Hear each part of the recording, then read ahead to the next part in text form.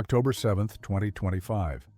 Federal marshals walked into a Utah event and placed David Sparks in handcuffs. Heavy D, the truck-building king who once ruled Discovery Channel, was heading to jail. Not for some minor traffic violation, not for a misunderstanding, for refusing to pay over $800,000 in fines. The man who built an empire customizing diesel trucks, who had millions of fans worldwide, chose 3 days behind bars over writing a check. How did it come to this? The answer goes deeper than anyone expected, revealing a story of defiance, tragedy, and a legal battle that refuses to end. 2017. That's when Utah physicians for a healthy environment decided they'd seen enough. This environmental group had been monitoring the Diesel Brothers show, and what they saw violated federal law. Every custom truck Heavy D built, every modification they made, every cloud of black smoke rolling out of those exhaust pipes represented a crime.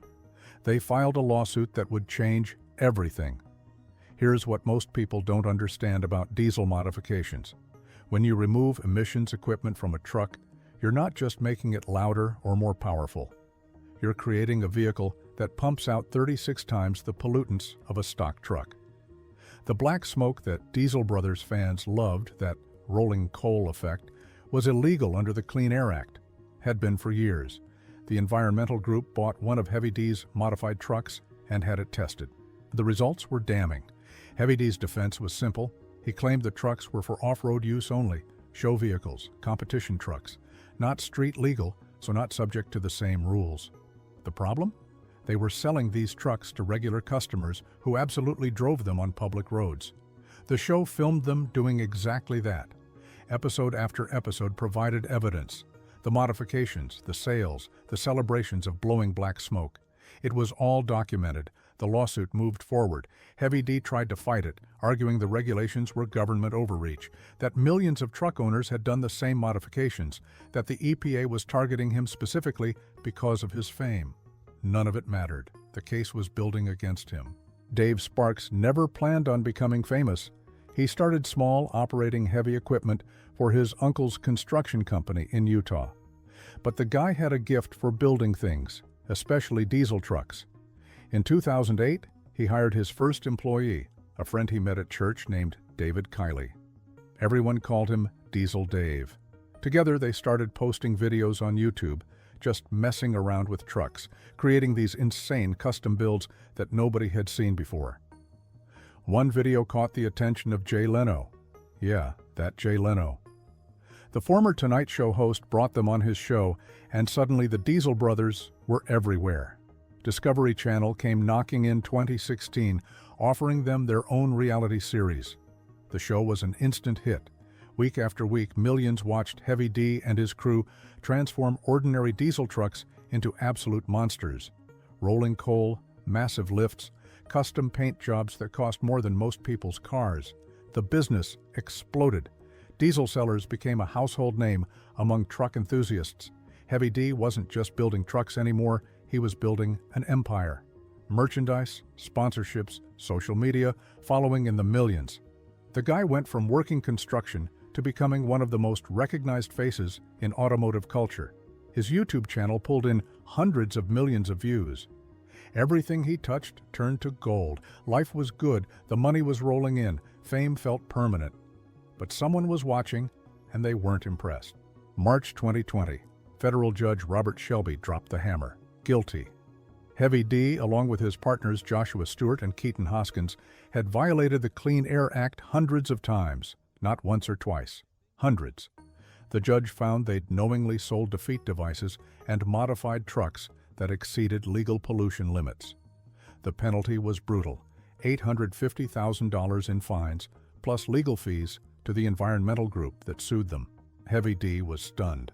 In interviews, he admitted the modifications happened but maintained they weren't wrong. He talked about how diesel emissions equipment often fails, how it costs truck owners thousands in repairs, how his modifications actually helped people. His social media followers rallied behind him, flooding the environmental group with angry messages. To them, Heavy D was a hero fighting government regulations that didn't make sense. But the court saw it differently. Judge Shelby recognized some mitigating factors, which is why the fine wasn't even higher. It could have been millions. The judge noted that Heavy D seemed to genuinely believe off-road modifications were legal, that he'd tried to work with the EPA at one point, that he wasn't intentionally trying to harm the environment. Still, ignorance of the law isn't a defense. The violations happened. The evidence was overwhelming. Heavy D had a choice: pay the fine, move on, rebuild his business within legal boundaries. His co-defendant, Keaton Hoskins, eventually did exactly that, settling his portion to escape the legal nightmare. But Heavy D, he refused. That decision would cost him everything. The fine was just the beginning. Judge Shelby also issued an injunction prohibiting any future modifications that violated emissions laws. Heavy D had to completely change how he did business. The show that made him famous was built on the exact modifications he could no longer legally perform. Discovery Channel tried to work around it, focusing on other builds, other projects. But the magic was gone. December 2022. Diesel Brothers aired its final episode after 6 seasons. The network never officially explained why, but everyone knew. The legal troubles had poisoned the well. Sponsors were nervous. The show's entire premise had become legally problematic. Heavy D's empire was crumbling, and the bills were piling up. Then came the real problem. That $850,000 judgment? Heavy D wasn't paying it, not a cent. The environmental group went back to court asking for enforcement. Judge Shelby ordered Heavy D to provide detailed financial records showing all his assets, his business interests, his income sources. Heavy D ignored the order. Then he did something even more problematic. He started transferring assets, moving vehicles around, selling property. In July 2025, he held a massive liquidation sale at his Utah headquarters. The court had specifically forbidden asset transfers. Heavy D did it anyway. June 2024, the judge found him in contempt. Then again in August. Each time, Heavy D was given a chance to fix it, to comply, to provide the required information, and stop moving assets. Each time, he refused. The judge was running out of patience and out of options. October 2, 2025. Judge Shelby had seen enough. In a scathing ruling, he wrote that Heavy D had repeatedly and willfully violated court orders. The judge detailed every failure: the unpaid $843,000, the missing financial records, the transferred vehicles, including a Tesla and a Ram truck, moved, despite being told not to. The liquidation sale proceeds that were supposed to be deposited with the court, but never showed up. The judge's order was unprecedented. Having exhausted all other options, he authorized U.S. Marshals to arrest Heavy D and hold him in jail until he complied. No bail. No getting out until he paid or provided the required information. 5 days later, on October 7th, Marshals found Heavy D at Governor Spencer Cox's One Utah Summit.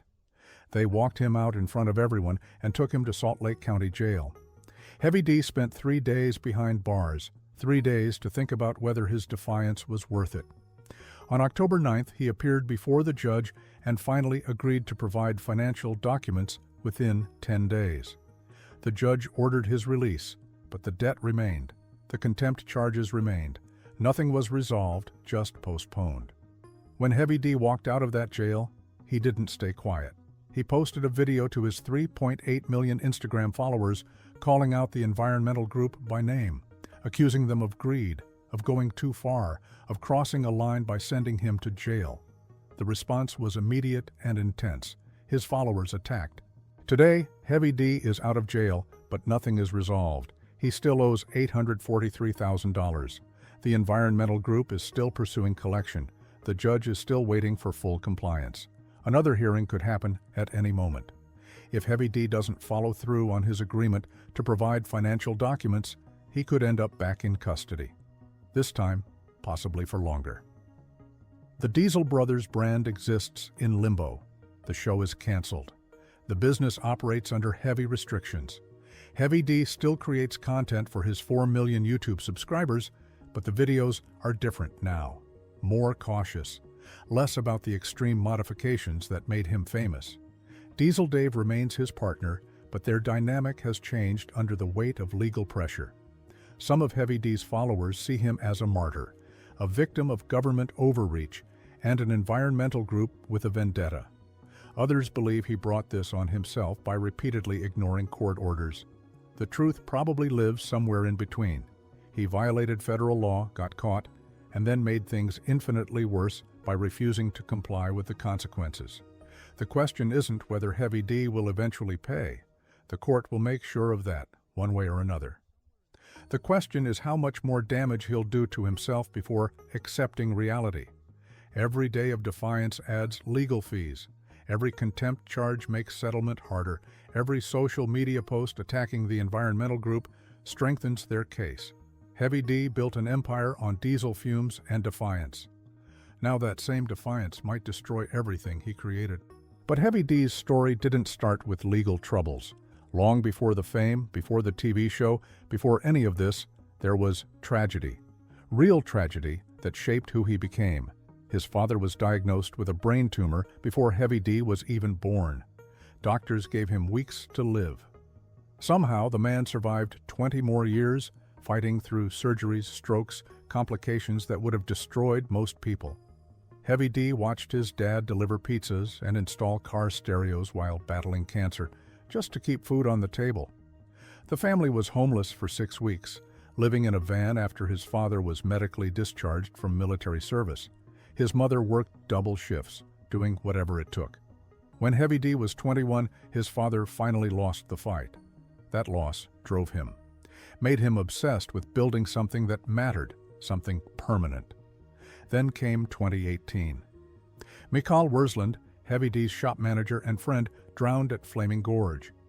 The former police officer had retired from a 20-year career because Heavy D personally asked him to manage the shop. They'd met at a gym, became close friends, and Mikhail believed in the vision. His death devastated the team. Heavy D organized fundraisers, donated merchandise sales to Mikhail's family, tried to help however he could. These weren't just business setbacks. These were wounds that never fully healed. The kind of pain that makes a person stubborn, defiant, unwilling to back down, even when backing down makes sense. Maybe that explains what happened next.